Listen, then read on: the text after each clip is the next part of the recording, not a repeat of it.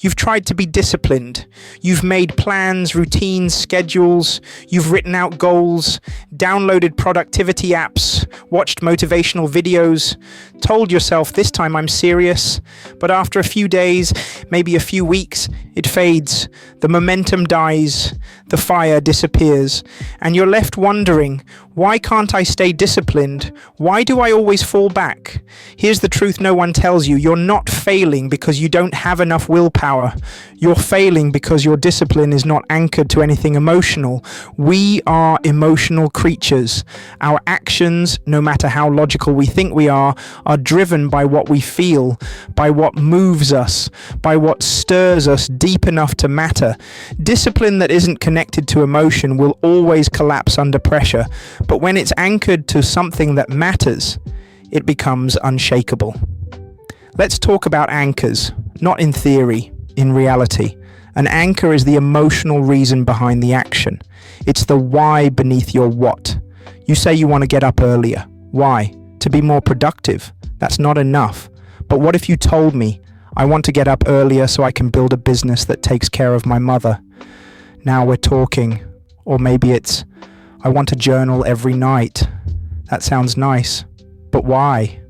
What if it's, because for the first time in my life, I want to know who I really am. That's the anchor. That's the emotion. And that will last longer than any checklist. The reason you keep quitting isn't because you're weak. It's because your discipline is floating, not grounded. You're operating from surface goals, not soul goals. Surface goals are things we think we should do. Lose weight, wake up earlier, save money. But soul goals, those are different. They come from something personal, a wound, a memory, a future you want so badly it hurts. And once you find that connection, once you tie your discipline to it, everything changes. Because now, discipline isn't a punishment, it's protection. It's protection of your future, protection of your peace, protection of what you love. Think about it. People will fight through exhaustion for a child.